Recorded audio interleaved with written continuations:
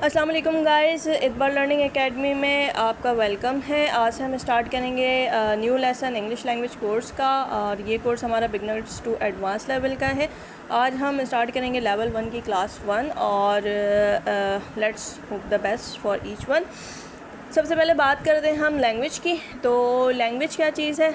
Language is a way to communicate our thoughts to other, यानी कि language वो तरीक़ेकार है जिसके ज़रिए हम अपने थॉट्स या अपने ख़यालात दूसरों तक पहुंचाते हैं। अब इसके अंदर बहुत सारी लैंग्वेजेस हो सकती हैं, उर्दू लैंग्वेज, इंग्लिश लैंग्वेज। इसके अलावा अगर आप बात करें अपनी बात को किसी दूसरे तक पहुंचाने के लिए, तो हम साइन लैंग्वेज का इस्तेमाल भी करते हैं। जिन लोगों को बोलना नहीं आता वो साइन लैंग्वेज यूज़ करते हैं। तो हर वो तरीक़ेकार जिसके ज़रिए हम अपनी बात दूसरे तक पहुंचा दें, दूसरे को समझा दें, बेसिकली वो हमारी लैंग्वेज कहलाती है। अच्छा, अपनी याद दहानी के लिए आप लोग ये नोट डाउन कर लें तो ज़्यादा बेहतर है। इसके बाद हम बाकायदा आगाज़ करते हैं यूनिट 1 का, जिसकी हेडिंग है सेंटेंसेस, यानी जुमला या फ़िक्रा। इसकी डेफिनेशन की अगर हम बात करें तो a sentence is a combination or group of words that makes a complete sense. अच्छा जी, अब इसका क्या मतलब हुआ?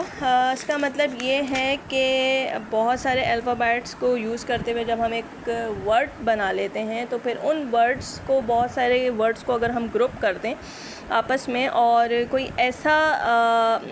ऐसी चीज़ बना लें कि जिसके कोई मायने निकलते हों, यानी कि जुमला या फ़िक्रे से मुराद अल्फाज का वो मजमूआ है जो एक मुकम्मल मफ़हूम अदा करे।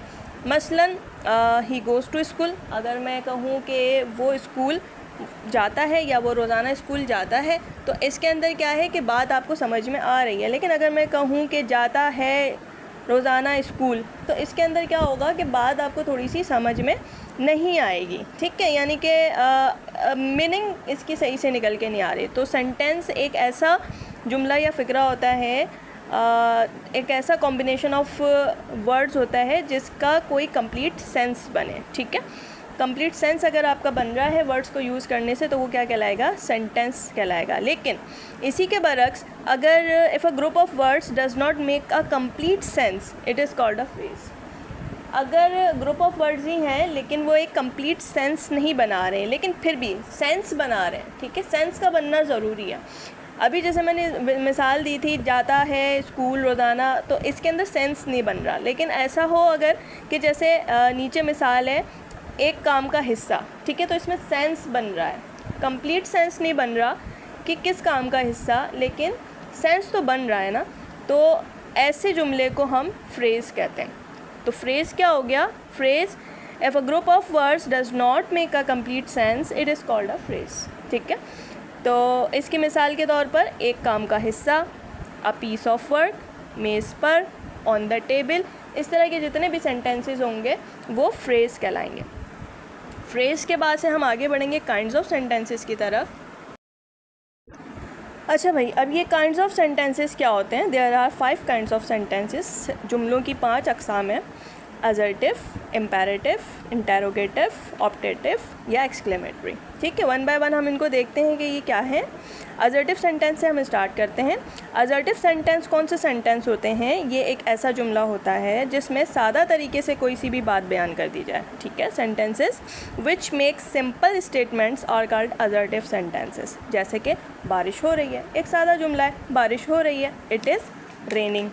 ठीक है, अमजद स्कूल जा रहा है, Amjad is going to school. मैं किताबें पढ़ना पसंद करता हूँ, आई लाइक रीडिंग बुक्स। ठीक है, तो ये सारे जुमले क्या हैं? ये सादा जुमले हैं। ठीक है, जो आम रोज़मर्रा की उसमें हम इस्तेमाल करते हैं, रूटीन में इस्तेमाल करते हैं। अच्छा, अब ये जो असर्टिव सेंटेंसेस होते हैं, इनकी मज़ीद 2 अक़साम हैं। या तो ये पॉजिटिव होंगे या फिर ये नेगेटिव होंगे। पॉजिटिव कौन से होंगे? पॉजिटिव वो सेंटेंसेस होंगे जिसके अंदर कोई पॉजिटिव सेंस निकल रहा हो। ठीक है, sentences which give a positive sense are called affirmative sentences. ऐसे सेंटेंसेस को हम क्या कहते हैं? अफर्मेटिव। असर्टिव की वो किस्म जिसके अंदर कोई पॉजिटिव सेंस निकल रहा हो, वो अफर्मेटिव सेंटेंसेस कहलाते हैं। और असर्टिव की वो किस्म जिसके अंदर जुमले से कोई नेगेटिव मीनिंग निकल रही हो, तो उसको हम नेगेटिव सेंटेंसेस कहते हैं। इसकी बेस्ट पहचान ये होती है कि इसके अंदर नॉट, नो, डोंट इस तरह की चीज़ें लगी हुई होती हैं नेगेटिव के अंदर, ठीक है। अच्छा, अब असर्टिव की कुछ मिसालें हम देख लेते हैं। ईमानदारी सबसे अच्छी पॉलिसी है, ठीक है। असर्टिव सेंटेंस है honesty is the best policy. मैं मरी जा चुका हूँ, आई हैव बीन टू मरी। मैं एक क्रिकेट मैच खेल रहा हूँ, I am playing a cricket match. ये तीनों सेंटेंसेस अगर हम देखें तो इसके अंदर कोई नेगेटिव बात नहीं हो रही, ठीक है। और ये बहुत सादा जुमले हैं, तो इस वजह से ये क्या कहलाएंगे, असर्टिव सेंटेंसेस कहलाएंगे। और चूंकि ये पॉजिटिव सेंस दे रहे हैं इसलिए इनको हम अफर्मेटिव सेंटेंसेस बोलेंगे। इसी के साथ साथ जब हम नीचे वाले जुमले देखते हैं, वो मेरी बात नहीं सुनेगा। अब इसके अंदर जुमले में देखें नहीं का वर्ड इस्तेमाल हो रहा है, he will not listen to me. इसी तरीके से वो लाहौर नहीं जाएगी, she will not go to Lahore. मुझे हॉकी खेलना पसंद नहीं है, I don't like playing hockey. इन तीनों सेंटेंसेस के अंदर नहीं का वर्ड इस्तेमाल किया जा रहा है, नॉट का सेंटेंस आ रहा है, निगेट किया जा रहा है किसी चीज़ से, तो ये सारे सेंटेंसेस क्या कहलाएंगे, असर्टिव तो हैं, लेकिन असर्टिव की कौन सी काइंड है, ये नेगेटिव असर्टिव है, ये नेगेटिव सेंटेंसेस कहलाएंगे, ठीक है। असर्टिव सेंटेंसेस के बाद हम जाते हैं इम्पेरेटिव सेंटेंसेस की तरफ। इम्पेरेटिव सेंटेंसेस कौन से सेंटेंसेस होते हैं, ऐसे जुमले जिसमें कोई हुक्म दिया जा रहा हो, कोई दरख्वास्त की जा रही हो, कोई नसीहत की जा रही हो, या किसी काम से मना किया जा रहा हो। इस तरह के सारे जो सेंटेंसेस होते हैं वो इम्पेरेटिव सेंटेंसेस कहलाते हैं। It is a sentence which contains any kind of command, request और सजेशंस, प्रोविशंस एक्सेट्रा, एडवाइस, ठीक है। अब जैसे हम इसकी मिसाल देख लेते हैं। दरवाज़ा खोलो, दरवाज़ा खोलो से साफ ज़ाहिर हो रहा है कि ये आपको क्या दिया जा रहा है, कमांड दिया जा रहा है, ऑर्डर दिया जा रहा है। ओपन द डोर, गिलास मत तोड़ो, मत तोड़ो इसके अंदर कोई चीज़ को मना किया जा रहा है, तो ये क्या कहलाएगी, prohibition. Do not break the glass, मेहरबानी फरमाकर मुझे एक गिलास पानी दे दो, please bring a glass of water, ठीक है। ये इसके अंदर क्या चीज़ बताई जा रही है, मेहरबानी फरमाकर, यानी कि इसमें रिक्वेस्ट की जा रही है, ठीक है। प्यारे बच्चों ज़्यादा पढ़ो।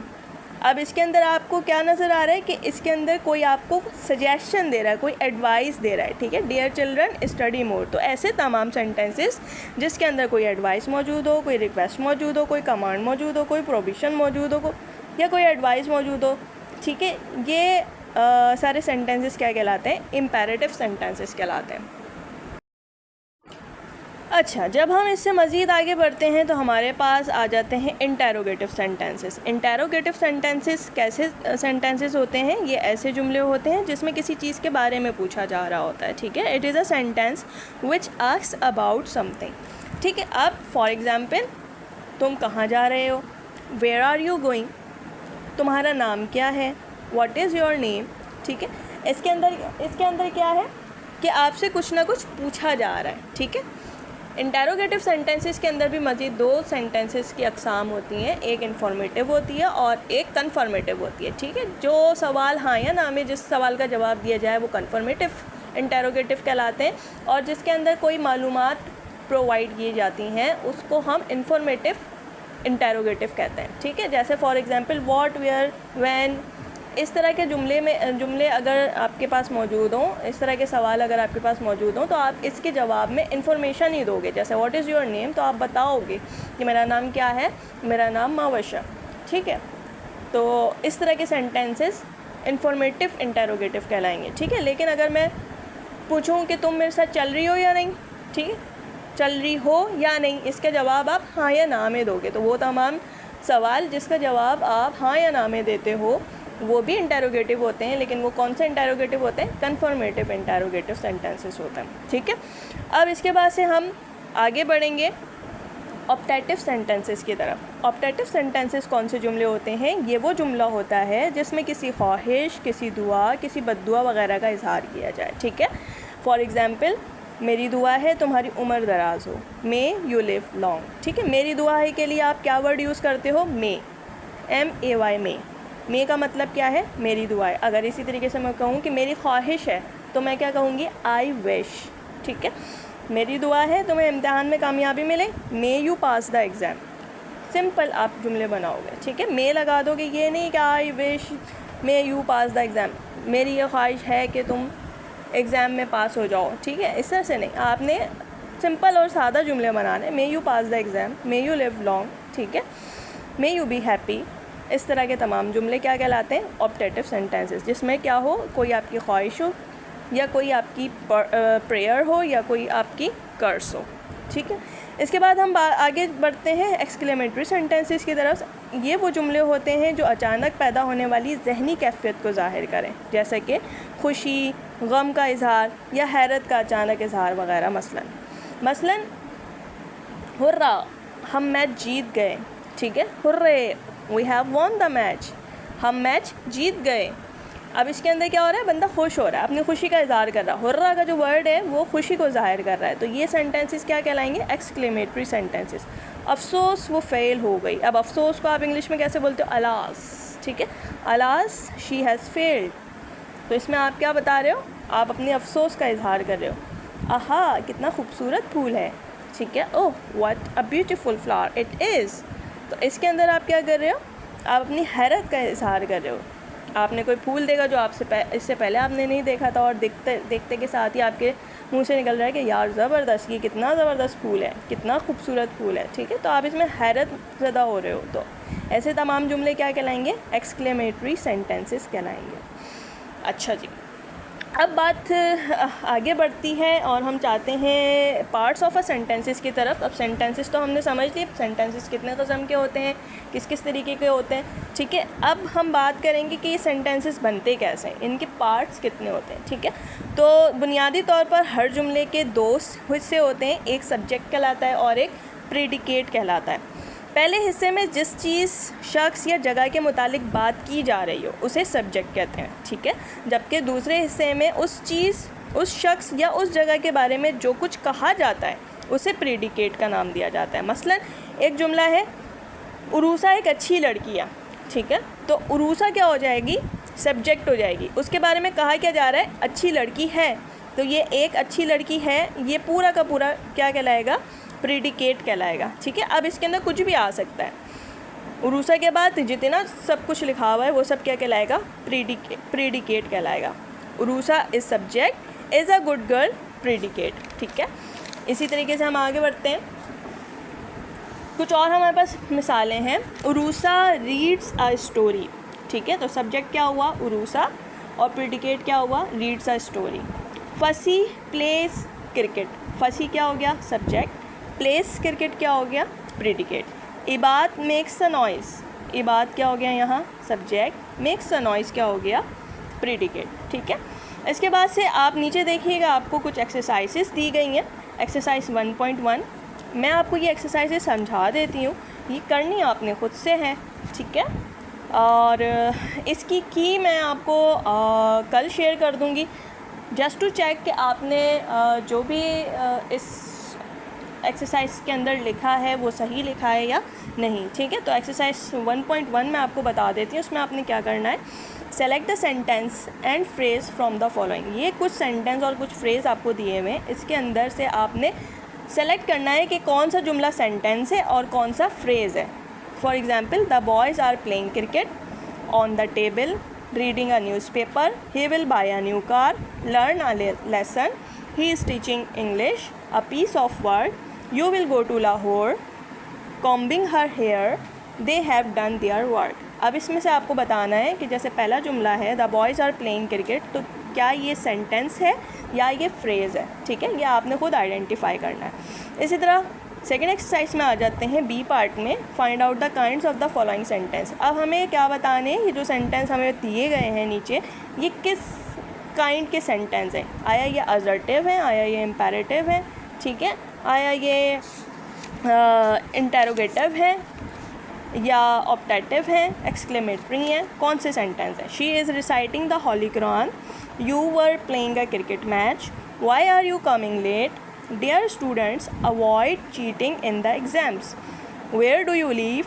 Please speak in a low voice, close the window, what is our national dress, do not go outside, hurrah we have pass the exams, ठीक है। ये सारे जुमलों में आपने क्या करना है? आपने इंडिकेट करना है कि कौन सा जुमला किस कैटेगरी से ताल्लुक़ रखता है। अच्छा जी, उसके बाद से हम नेक्स्ट पेज पे आ जाते हैं। Find out the subject and predicate in the following sentences. जितने सेंटेंसेस नीचे दिए गए हैं आपने आइडेंटिफाई करना है कि इसमें से सब्जेक्ट क्या है और प्रीडिकेट क्या है।